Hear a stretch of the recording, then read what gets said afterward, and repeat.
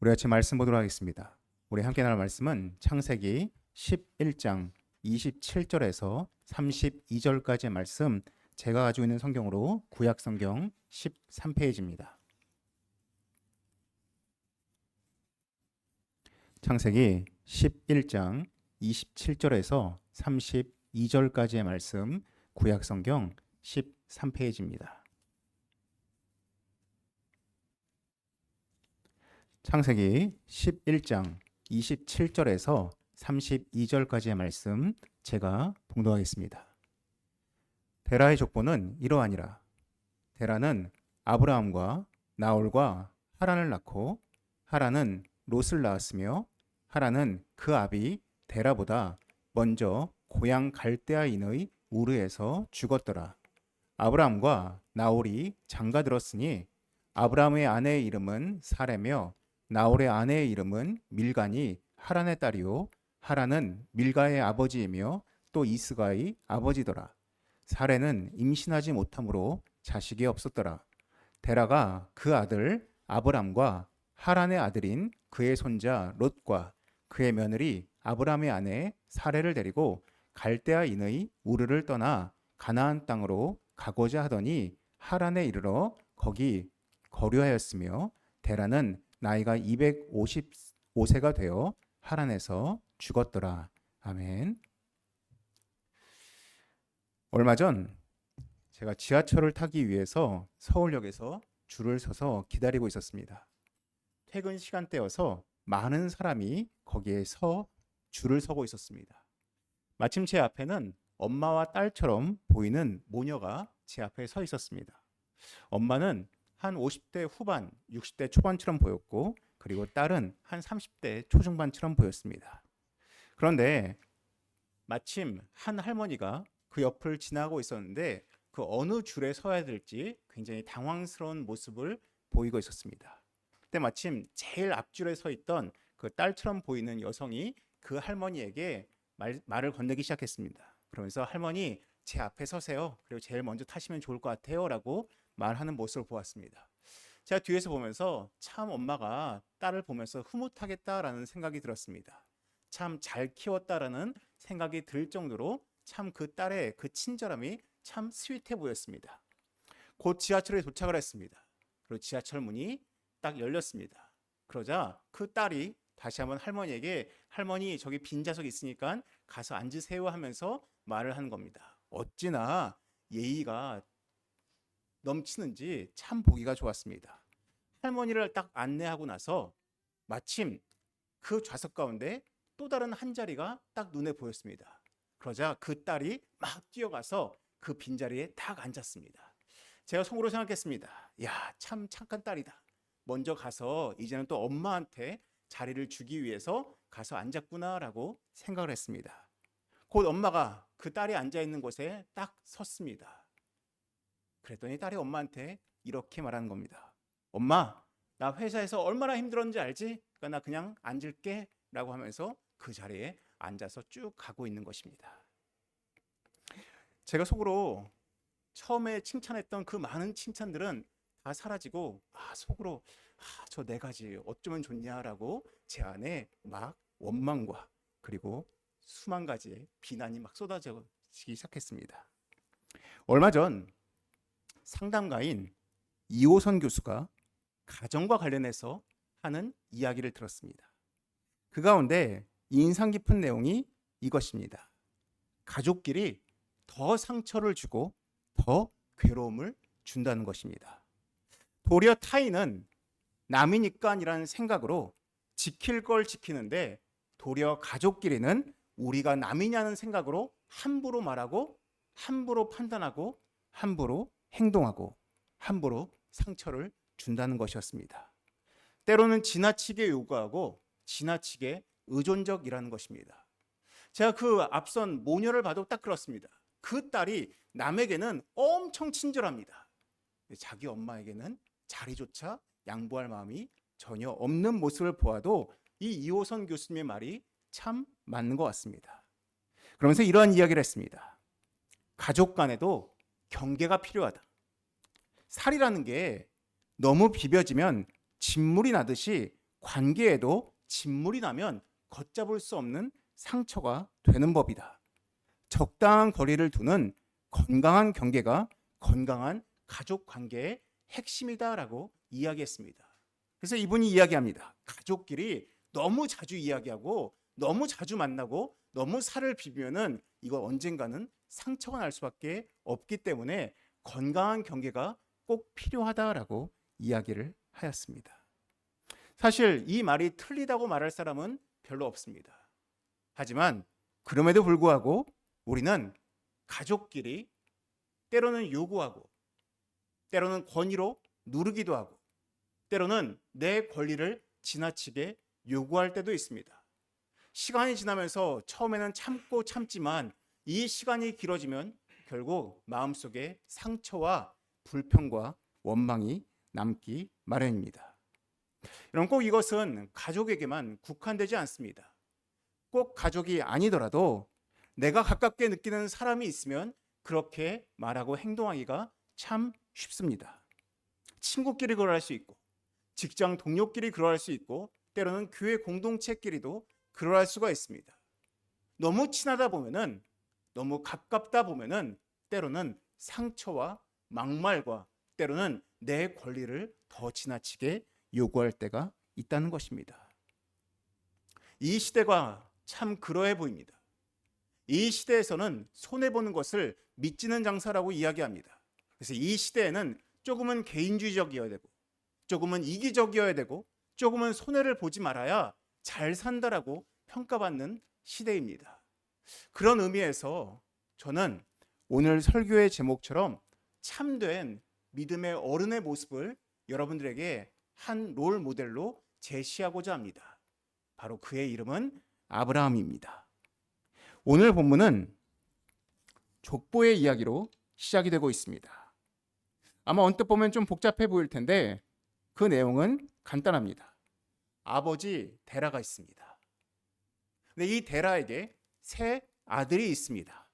아브람, 나홀, 하란, 이렇게 세 명의 아들이 있었습니다. 이런 앞에 화면을 보시면은 제일 오른쪽 하단에 보라색 동그라미로 쳐져 있는 곳이 바로 갈대아 우르라는 곳입니다.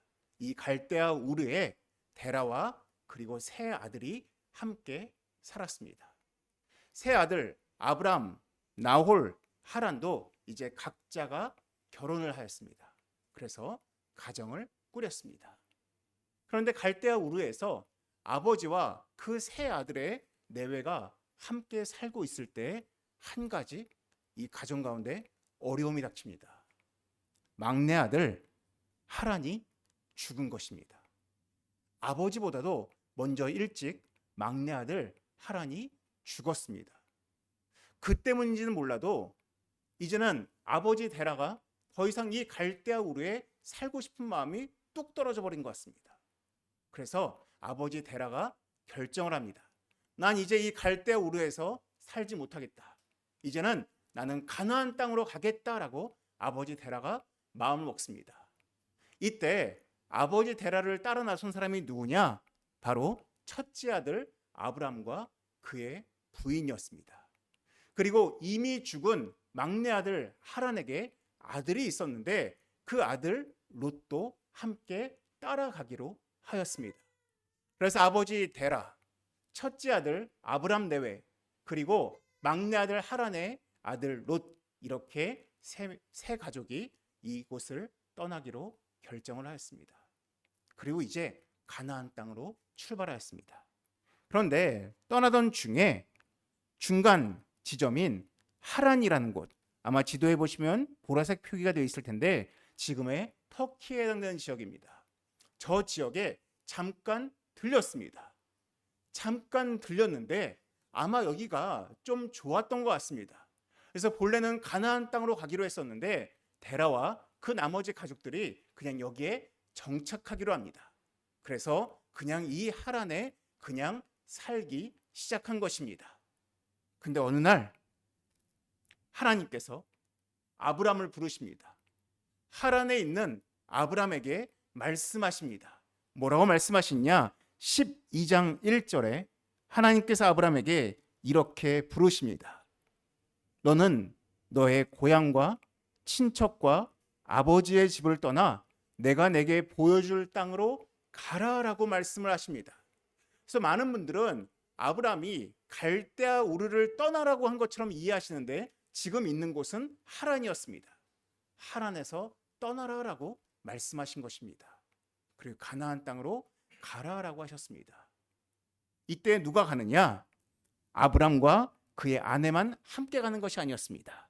12장 4절을 보시면은 한 명이 또 함께 따라갑니다. 그게 누구냐?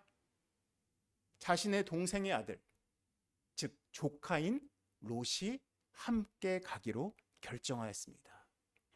그래서 아브람과 그의 아내 사레 그리고 롯이 하란을 떠나서 이제 가나안 땅으로 떠나기 시작합니다. 근데 문제가 있습니다. 가나안 땅에 들어갔는데 이 가나안 땅이 북쪽과 남쪽이 있는데 북쪽은 땅이 굉장히 좁습니다. 옥토이고 푸른 밭과 풀이 있습니다. 남쪽은 별로 좋은 땅이 아니었습니다. 근데 이 북쪽에는 이미 가나안 민족이 많이 살고 있었습니다. 그래서 이 아브람과 그 조카 롯이 남쪽으로 갔는데 이미 북부 지역에는 많은 지파의 많은 민족들이 살고 있었기 때문에 어쩔 수 없이 아브람은 더 남쪽으로 갈 수밖에 없었습니다. 그래서 12장 9절을 보시면 이렇게 나와 있습니다. 뭐라고 나와 있습니까? 점점 남방으로 옮겨갔더라라고 되어 있습니다. 가나안 땅에 들어가긴 들어갔는데 그 지역의 많은 이방 민족들 때문에 어쩔 수 없이 남쪽으로 갈 수밖에 없었다라는 것입니다. 근데 문제가 생깁니다. 이 가나안 땅 남쪽으로 갔는데 마침 가뜩이나 좋지도 않은 척박한 남쪽 땅에서 가뭄을 만났습니다. 기근이 왔습니다. 그래서 어쩔 수 없이 이 아브라함과 조카 롯은 잠시 이집트로 피신을 갑니다. 애굽으로 피신을 간 것입니다. 그리고 기근이 끝날 즈음에 애굽에서 다시 가나안 땅으로 돌아왔습니다. 그게 13장 1절에 나와 있습니다. 아브라함이 애굽에서 그와 그의 아내와 모든 소유와 롯과 함께 네겝으로 올라갔다라고 되어 있습니다. 이제 애굽을 떠나서 다시 가나안 땅으로 들어왔습니다. 그 가나안의 남쪽을 히브리어로 네겝이라고 한다고 말씀드린 적이 있습니다. 그래서 이제 아브라함과 롯이 다시 가나안 땅 남쪽에 도착했습니다. 근데 2절을 보시면 아브라함과 이 롯의 재산이 굉장히 많아졌습니다. 근데 여러분들 이 당시에 아브라함과 롯의 직업이 무엇입니까? 유목민이었습니다. 그들에게 재산이라 함은 가축이었습니다. 근데 이 가축이 엄청 많아진 것입니다. 근데 여러분들 가축에게 필요한 것이 무엇입니까? 먹을 것과 물이 필요합니다. 즉 목초지와 물이 가축에게는 반드시 필요합니다. 근데 가축이 너무 많아져 버린 것입니다. 그러자 문제가 발생합니다. 그 문제가 무엇이냐? 바로 13장 6절과 7절에 나와 있습니다. 이제는 아브람과 롯 사이에 갈등이 생긴 것입니다. 6절과 7절입니다. 그 땅이 그들이 동거하기에 넉넉하지 못하였으니 이는 그들의 소유가 많아서 동거할 수 없었음이니라. 그러므로 아브라함의 가축의 목자와 롯의 가축의 목자가 서로 다투고 또 가나안 사람과 브리스 사람도 그 땅에 거주하였는지라. 이미 이방 민족도 살고 있는데 아브라함과 롯도 거기에 같이 살고 있습니다. 근데 아브라함과 롯의 가축의 수가 엄청 많아졌습니다. 그러다 보니까 목초지와 마실 물 때문에 서로 다툼이 발생한 것입니다. 그래서 아브라함이 이야기합니다. 야, 우리가 이렇게 함께 동거하기는 좀 힘들겠다라고 이야기를 합니다. 그러면서 8절과 9절의 제안을 아브라함이 얘기합니다. 아브라함이 롯에게 이르되 우리는 한 친족이라. 그렇죠? 가족이란 뜻입니다. 나나 너나 내 목자나 내 목자나 서로 다투게 하지 말자. 내 앞에 온 땅이 있지 아니하냐. 나를 떠나가라. 내가 좌하면 나는 우하고 내가 우하면 나는 좌하리라. 여러분들, 아브라함은 큰아버지입니다. 롯은 조카입니다. 그러면 큰아버지 된 입장에서 자신의 권위로 명령할 수 있습니다. 야, 내가 저기 갈 테니까 너는 저기로 가 라고 말할 수 있습니다. 자신의 권위로 찍어내릴 수 있습니다. 근데 아브라함은 이때 자신의 권위나 자신의 권리를 앞장 세우지 않습니다. 대신 뭐라고 합니까? 내가 좌하면 내가 우하겠고 내가 우하면 내가 좌하겠다라고 롯에게 먼저 선택권을 주고 있다는 것입니다. 그럼 이쯤 말을 들었으면 롯이 어떻게 반응해야겠습니까? 롯이 큰아버지 아닙니다. 제가 어떻게 큰아버지 같은 제 아버지 같은 큰아버지한테 함부로 할 수가 있겠습니까? 아닙니다. 아버지께서 택하시면은 제가 다른 곳을 가겠습니다라고 양보하는 게 우리가 생각하는 동방예의지국으로서의 조카의 태도입니다. 근데 롯이 어떻게 하는지 아십니까? 10절입니다. 예, 롯이 눈을 들어 유단 지역을 바라본즉 소알까지 온 땅에 물이 넉넉하니 여호와께서 소돔과 고모라를 멸하시기 전이었으므로 여호와의 동산 같고 애굽 땅과 같았더라. 애굽 땅이 어떤 땅입니까? 절대로 가뭄이 없는 나일주 삼각지 지역입니다. 근데 그러한 곳과 유사한 그 소알 땅을 롯이 선택합니다. 저기 가겠습니다. 그럼 이런 네 가지가 어디 있습니까? 아니, 큰아버지가 먼저 제안을 했으면은 큰아버지 아닙니다. 아버지께서 좋은 곳 가시고 제가 척박한 곳 가겠습니다라고 말하는 것이 예인데 롯은 그렇게 하지 않습니다.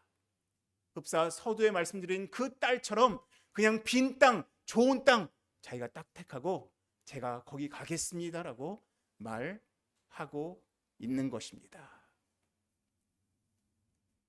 여러분들이 만약에 아브라함이라면은 여러분 어떻게 하시겠습니까? 분명히 여러분들 눈에 보기에 저쪽은 좋은 땅입니다. 이쪽은 썩 좋아 보이지 않는 땅입니다. 만약 이렇다면은 여러분들은 아브라함처럼 롯에게 선택권을 주시겠습니까?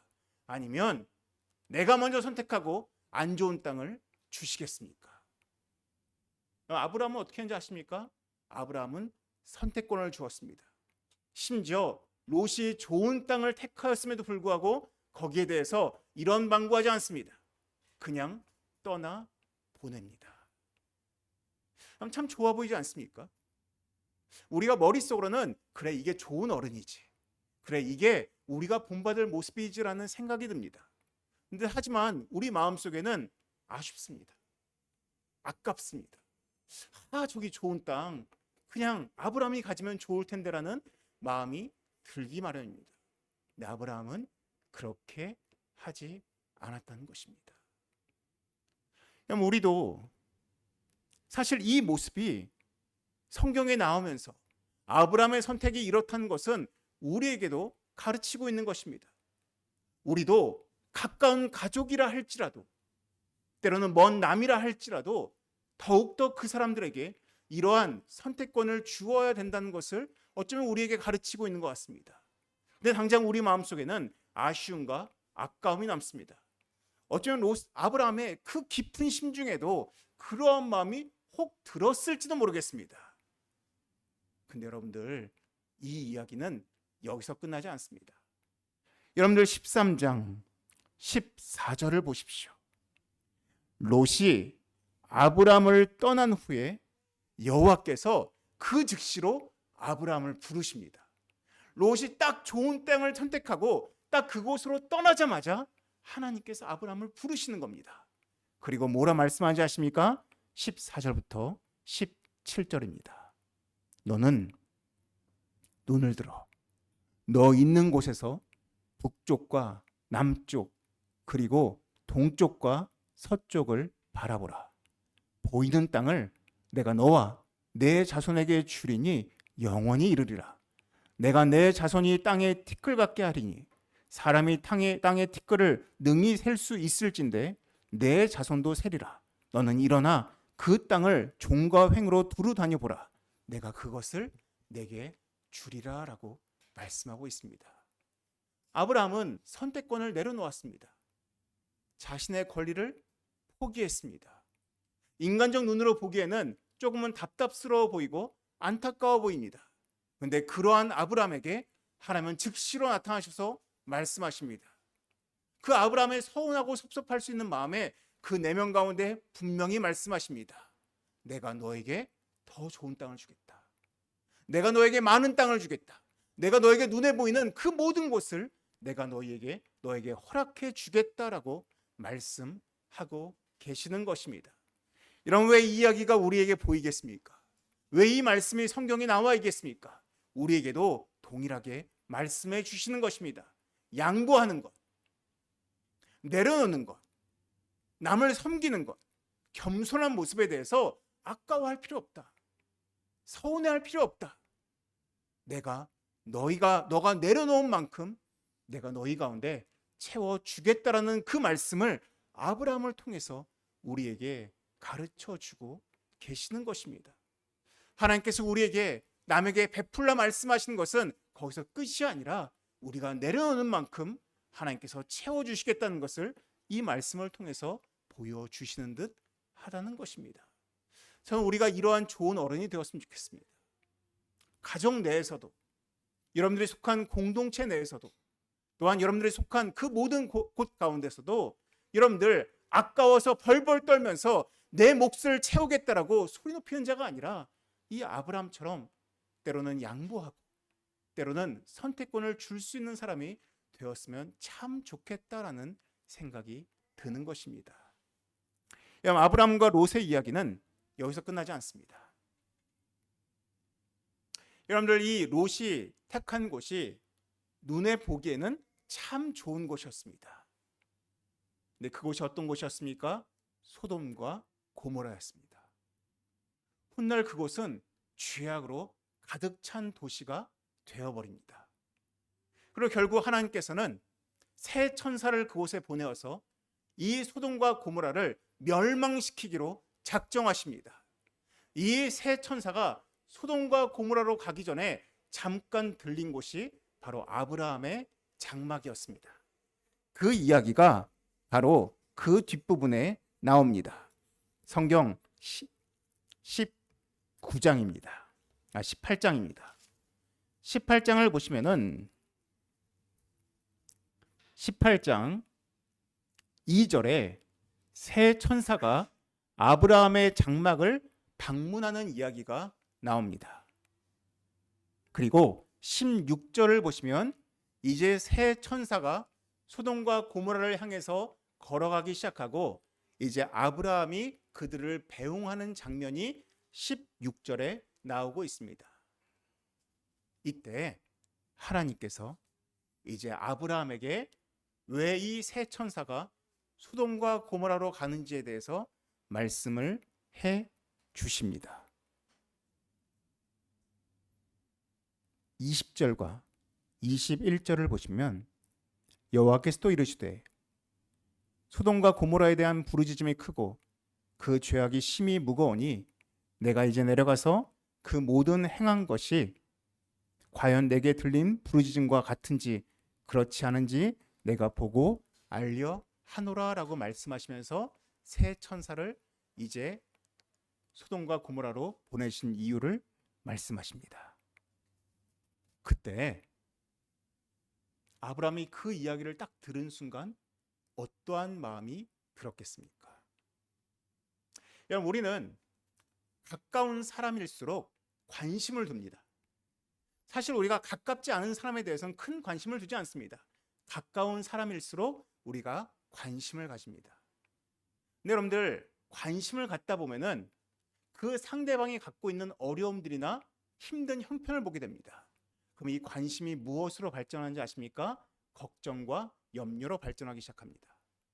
누군가에 대해서 깊은 관심을 갖다 보면은 그 사람에 대한 걱정과 염려를 갖기 시작합니다. 근데 여러분들, 걱정과 염려가 점점 커지면 무엇으로 발전하는지 아십니까? 원망으로 발전합니다. 어떤 원망입니까? 왜 저 친구는? 왜 이 딸은? 왜 내 남편은?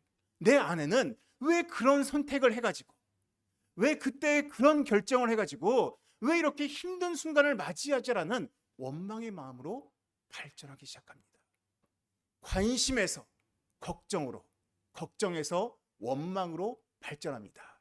그리고 이 원망은 나중에 종국에는 무엇에 도달하는지 아십니까? 미움으로 발전합니다. 왜 그때 걔는 내 말을 안 들어가지고, 왜 그 애는 그때 내 말에 순종하지 않아서 왜 나의 마음을 이렇게 괴롭게 하지라는 미움으로 발전하는 것입니다. 그럼 생각해 보십시오. 롯이 거하는 소돔과 고모라에 하나님의 징계가 임한다고 합니다. 아브라함의 마음이 어떻겠습니까? 왜 롯은 그때 왜 하필 그 좋은 땅에 지가 선택해가지고 왜 이러한 어려움을 당하지라는 원망과 미움의 마음이 들 수 있습니다. 왜 그때 그놈은 먼저 선택해가지고, 왜 그때 그놈은 가뜩이나 좋은 곳을 미리 선택해가지고 왜 고통을 당하지라는 그 원망과 미움의 마음이 들 수 있습니다. 근데 여러분, 이때 아브라함은 그렇게 행동하지 않습니다. 왜 그놈이 그때 그랬을까라는 그러한 반응을 하지 않습니다. 대신 아브라함은 무엇을 택합니까? 기도하기로 결정합니다. 뭐라고 기도합니까? 18장 23절과 24절에 하나님께 이러한 기도를 드리고 있습니다. 아브라함이 가까이 나아가 이르되 주께서 의인을 악인과 함께 멸하려 하시나이까? 그 성중에 의인 50명이 있을지라도 주께서 그곳을 멸하시고 그 50 의인을 위하여 용서하지 아니하시리까? 라고 하나님께 도움을 요청하고 있습니다. 여러분, 이 기도는 여기서 끝나지 않습니다. 하나님께서 오케이라고 말씀하시니까 이번엔 그럼 하나님 45명, 또 하나님께서 알겠다 하시니까 그 다음엔 40명, 그 다음엔 30명, 그 다음엔 20명, 심지어 마지막에는 하나님 10명만 있어도 그 땅을 용서해 주시겠습니까? 라는 기도로 계속 하나님께 매달리고 있습니다. 그럼 아브라함은 염려하지도 않고 원망하지도 않고 롯을 미워하기로 택하지도 않았습니다. 대신 아브라함은 기도하기로 택합니다. 하나님, 롯을 도와주십시오. 하나님, 그 성읍을 도와주십시오라고 하나님께 중보기도하는 모습을 보이고 있다는 것입니다. 우리 많은 기독교인들이 사실은 관심을 표방한 염려의 말들로 다른 사람들에게 도리어 많은 염려와 걱정을 끼칠 때가 많이 있습니다. 여러분, 그건 기독교인적 자세가 아닙니다. 우리는 타인에 대한 근심과 염려가 있다면 이것을 기도로 승화시킬 수 있어야 됩니다. 타인에게 가서 어쩌면 좋니라고 그렇게 한탄할 것이 아니라 이 아브라함처럼 그 사람을 위해서 중보하고 기도하고 묵묵히 뒤에서 도와줄 필요가 있다라는 것입니다. 아브라함은 바로 그 모습을 택하고 있는 것입니다. 저는 이 아브라함이 이 롯과 얽힌 이 두 가지의 스토리를 보게 되면 공통된 한 가지 모습을 보게 됩니다. 그것이 무엇인지 아십니까? 아브라함은 롯에게 이러쿵저러쿵 하지 않습니다. 아브라함은 롯에게 너 이렇게 해야 된다, 너 저렇게 해야 된다, 너 왜 그랬니, 왜 저랬니, 어떻게 그럴 수가 있니라고 롯에게 직접적으로 그런 말을 하지 않습니다. 롯에게 너 먼저 선택해라. 또는 어려움이 있으면 뒤에서 기도해주고 어떻게 도와줄지를 고민하고 있습니다. 그럼 이것이 성경에 보여지는 참된 믿음의 어른 아브라함의 모습입니다. 제가 사실은 이러한 유사한 모습을 본 인물이 있습니다. 많은 분들이 인생 드라마로 꼽는 나의 아저씨라는 드라마에서 이선균 씨가 맡은 역할입니다. 그 역할을 보면은 이선균이 참 좋은 어른의 모습을 보이고 있습니다. 그 이선균 씨가 그 드라마 상에서 자기 회사에 참으로 많은 어두움과 또한 많은 괴로움을 갖고 입사한 그 인턴을 향해서 이러쿵저러쿵 너 이래야 된다 저래야 된다 가르치지 않습니다. 너 어떻게 저럴 수가 있니? 너 옛날에 왜 그렇게 살았니라고 원망하지도 않습니다. 대신 이성균 씨가 맡은 그 역할의 주인공을 보면 딱 한 가지 느껴지는 게 있습니다. 뭐게 느껴지냐? 사람의 따스한 온기가 느껴집니다. 그냥 이 인간이 가지고 있는 그 따스한 온기를 어디서든 그 인턴이 느낄 수 있도록 발산해 줍니다. 때론 지켜봐주고, 때론 기다려주고, 때론 내가 할 수 있는 것들로 도와줍니다. 저는 아브라함이 그런 것 같습니다. 아브라함이 롯을 향해서 이러쿵저러쿵 말하는 것이 아니라 때로는 인내해주고, 때로는 기다려주고, 때로는 먼저 선택권을 주기도 하고, 때론 뒤에서 자기가 할 수 있는 기도로 도와주기도 합니다. 이것이 참된 믿음의 어른 아브라함의 모습인 것입니다. 저는 우리 믿음의 공동체 모든 구성원들이 이러한 모습을 가졌으면 좋겠습니다.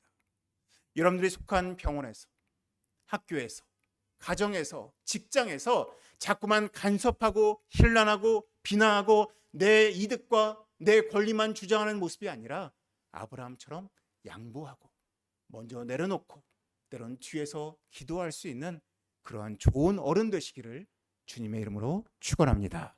기도하시겠습니다. 사랑이 많으신 하나님 아버지, 하나님, 우리가 많은 만마디의 말보다도 우리가 묵묵히 하나님 앞에서 중보하고 기도하는 자 되게 하시고, 하나님, 내 권리와 내 권위를 앞세우기 전에 먼저 다른 사람의 그 부족한 것을 채워줄 수 있는 하나님 아브라함 같은 자의 모습이 우리의 모습 되게 하여 주시옵소서. 이 모든 말씀 예수님의 이름으로 기도드립니다. 아멘.